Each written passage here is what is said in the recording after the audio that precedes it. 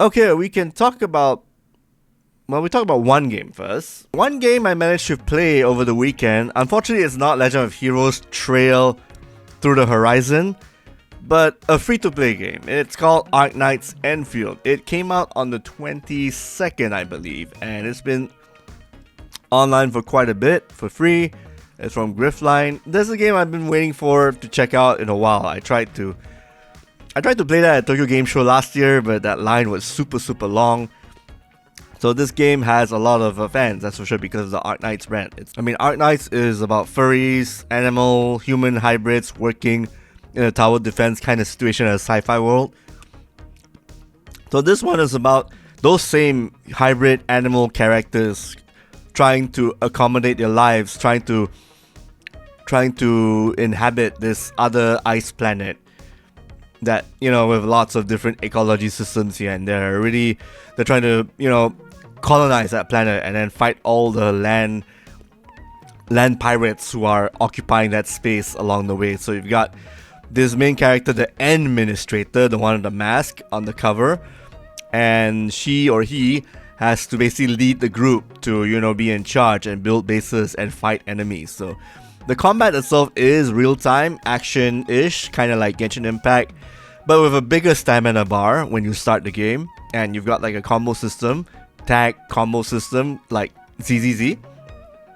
You have a team of 4 switching back and forth doing combos, and then when you attack, you press the E key to have combos popping up. So characters, when they do their final attack in the string, they get to summon their partner to jump in and do a tag attack, and then you follow up another tag attack, and you follow up with another special to keep the tag coming in, and building enemy stun meters so that it gets stunned, or just deal more damage as usual, or even heal your characters.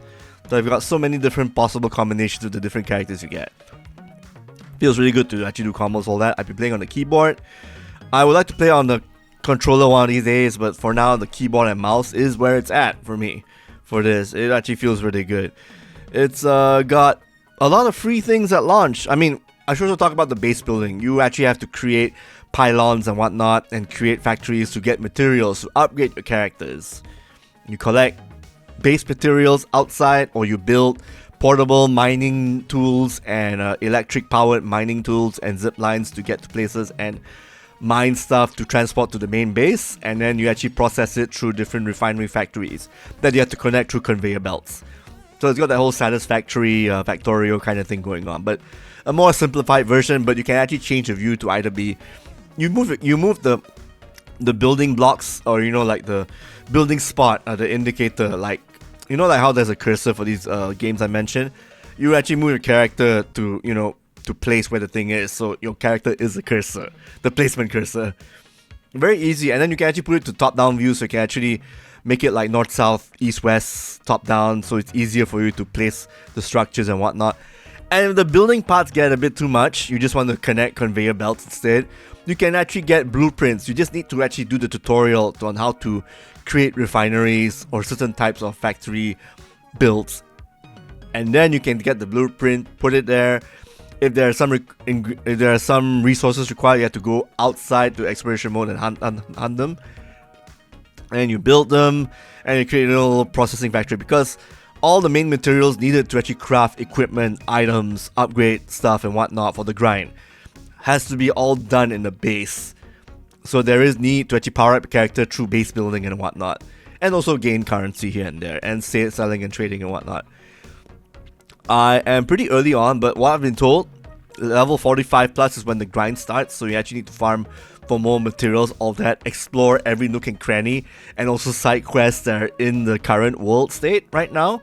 I think there are like 2-3 chapters of the story mode, and then after that you got a lot of side stuff and daily activities. And for those who are worried whether you have to spend a lot of money, no, you don't have to. Granted, if you want the character you want, that's more or less a gacha problem for not just this game, but everything, like from Genshin to ZZZ. I can help you there. That one you kind of need to solve yourself. But if you just want to live with the main roster and maybe a few gachas, because this game is pretty generous. You actually get 140 pulls at the start of this launch month. I'm not sure how long those these freebies and free currency will last, but I suggest you get into the game, get the currency, get the rewards from the launch, and then you can just stop.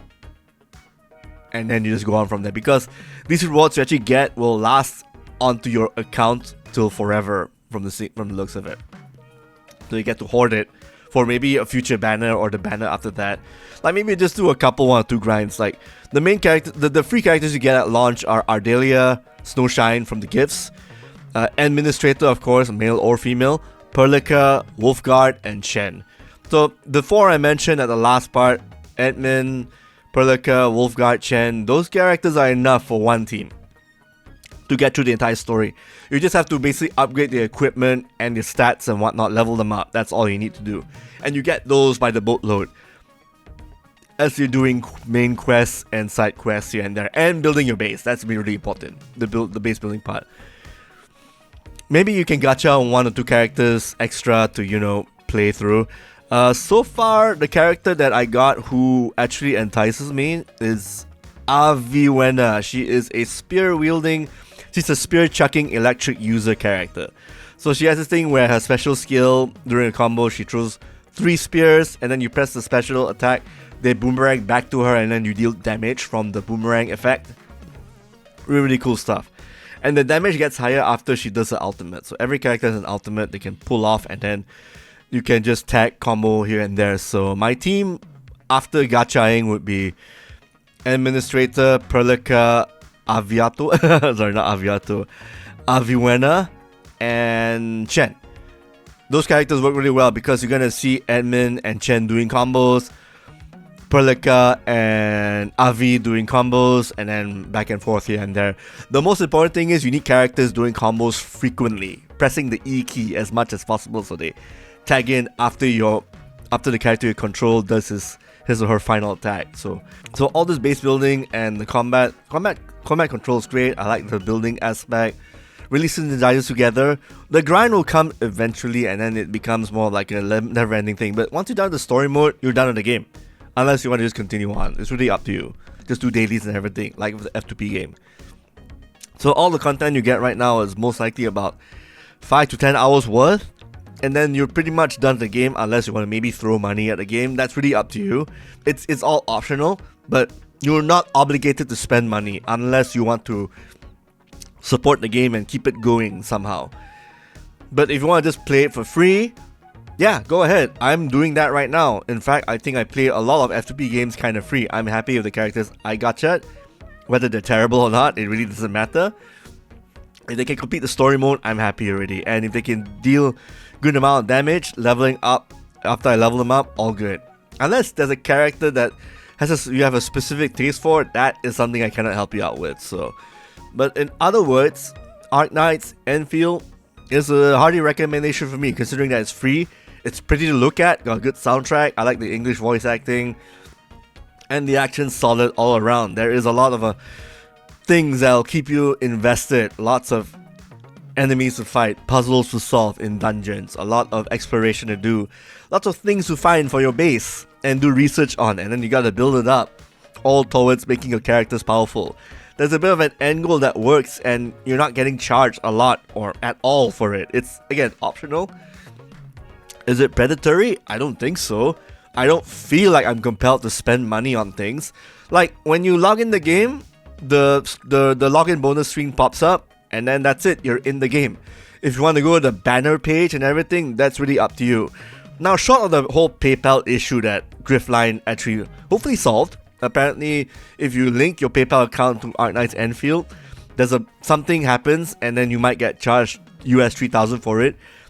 I hope that problem's fixed. Maybe don't link any bank account or whatnot to Arknights Enfield. Maybe if you're compelled to spend money, just do the whole don't save your credit card details on the game itself until they fix the bugs and whatnot and make sure things are safe and whatnot. Again, you're not compelled to spend money and everything, and so far I'm having fun with it. I'm going to check it out more here and there. It's more or less a game I just jump into whenever there's a new story update coming up and whatnot. So events pop up, it's a live service game, it doesn't cost you a cent, and it's pretty to look at, and there's a lot of action and fighting going on.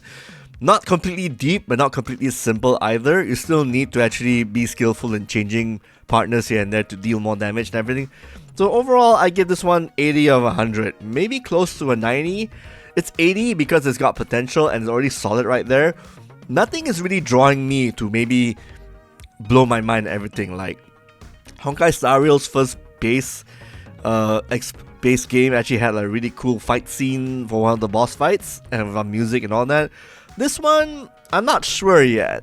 But everything seems to be coming up roses in terms of like making people just go through the gameplay loop and the construction bits here and there. So all made simple, all made fun, and definitely flashy to look at. So yeah, go check it out.